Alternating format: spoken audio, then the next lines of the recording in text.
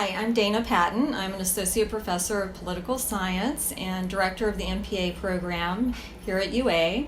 Today it's my great pleasure to introduce Julie Strobing for Tide Talk, and she's going to be speaking about changing the way we talk about disability. But before I say anything about that, I just want to mention what a great student Julie is. She's in our accelerated master's program in the Department of Political Science. And I know her quite well, though, from study abroad. And Julie, I had met with her numerous times for hours and didn't even realize she had a disability.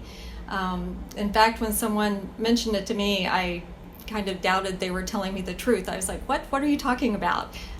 Because she's so good at managing it. But then once we started talking about it and she started telling me stories about her life, really, I got to know her so well, and I just think she has one of the most inspiring stories I've heard in a long time, and I'm excited to hear her Tide Talk tonight. So please join me in welcoming Julie Strobing.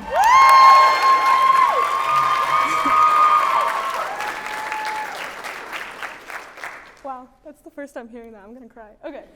Hi, my name is Juliana Strobing, or Julie. I'm in my third year here at UA, and I have a left obstetric brachial plexus injury. Basically what that means, if you don't already know, is that my left arm was paralyzed when I was born, resulting me to look like this for a lot of my toddler years. Now, I want to preface this talk by saying that the only disability I know is my own. I cannot and will not speak for the experiences of other people. With that being said, I ask you to open up your mind to thinking in new ways about disability, especially ways that you may have been taught were wrong. My passion is changing the way we teach about disability, and it starts with the people in this room today. Now, I was in second grade when the first time I realized I was disabled.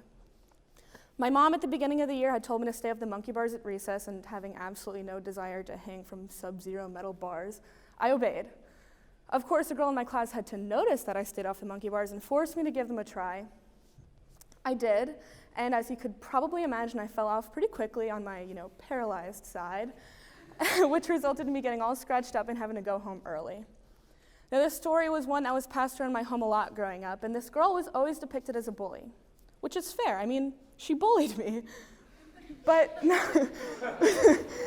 that I'm a little older, I can kind of understand what she did. I mean, listen, her intentions could have been a lot nicer, but what were we supposed to expect her to do? It's in kids' nature to test the limits, so why should we expect them to do anything different when it comes to disability? She saw my arm didn't work. She wanted to see what I could do with it. We both learned. Now, the reason she did this was because at my school, we were not allowed to talk about disability. And I'm sure you guys were all taught the same. This was not overtly stated, of course, but it was really strictly implemented. It was considered mean to ask why, say, Anna had to stand in the corner of the room for 5 minutes, repeating the same word over and over again if she got upset. Or why Eli was still learning how to read in 4th grade, or even why Jonathan couldn't even stand up out of his wheelchair. All we could do was ignore these things and treat them the same as any other student. But here's the thing. They weren't the same as any other student, and neither was I.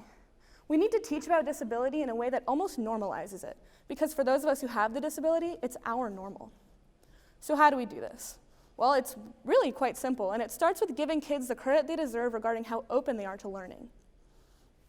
After that monkey bar incident, as it's called in my house, I was never really bullied again.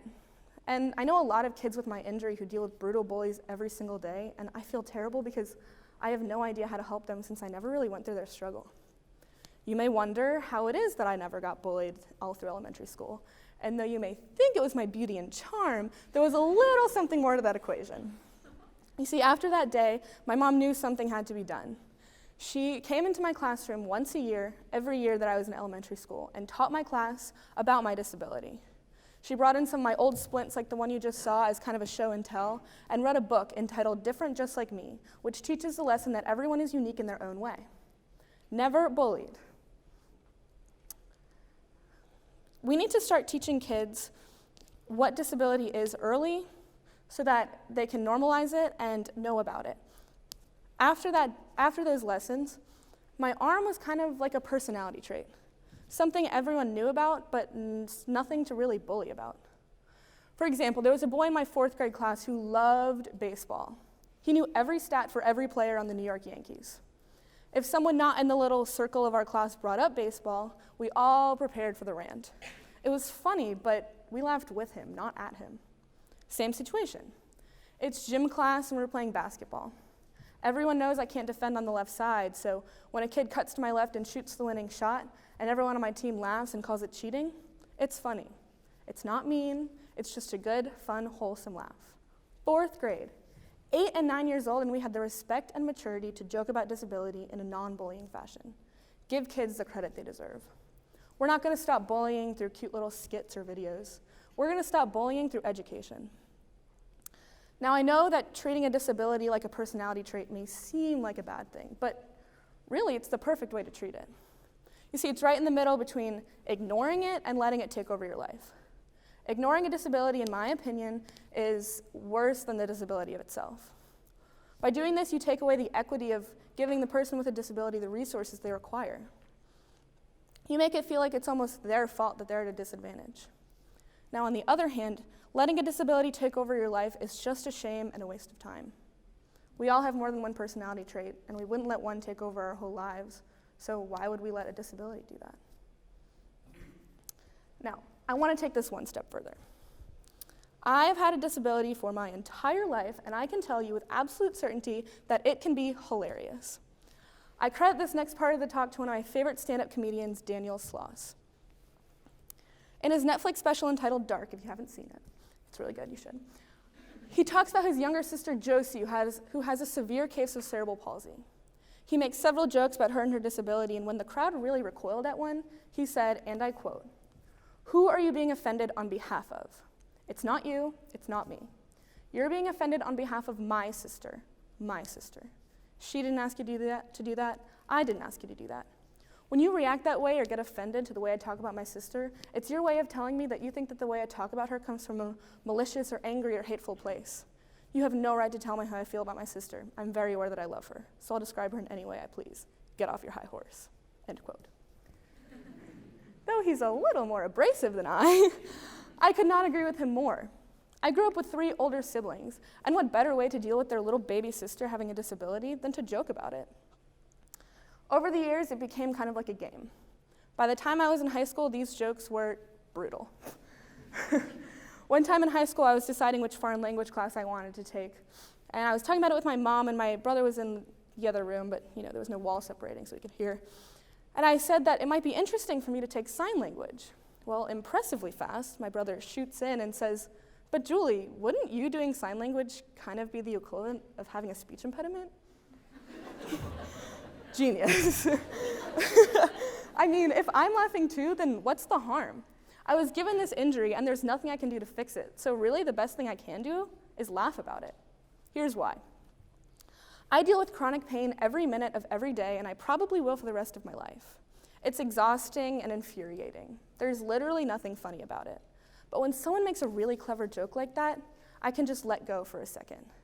I get kind of a one-up on my injury for a minute. The joy outweighs the pain for just 1 second, and it's wonderful.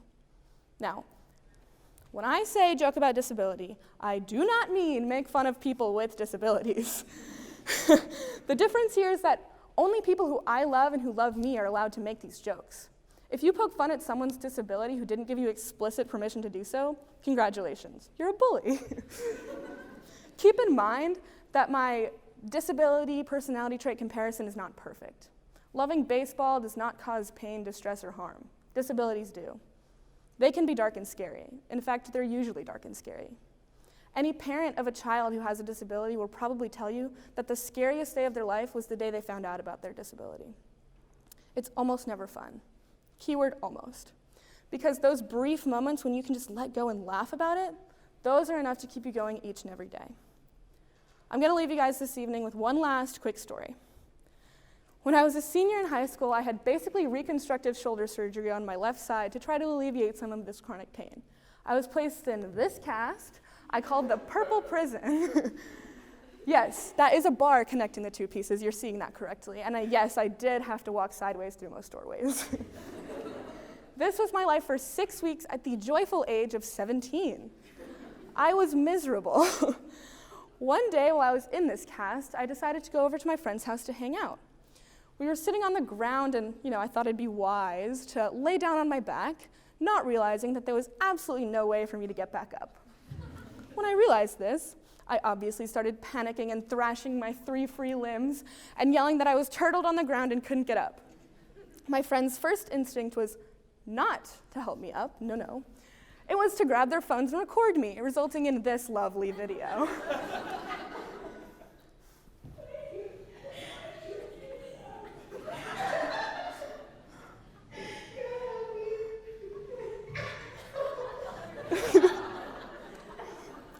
Now, was that mean? Yeah, it was. Was it hilarious? Absolutely. But being in a body cast was no excuse for me not to laugh. And having a disability is never an excuse not to laugh. Thank y'all so much.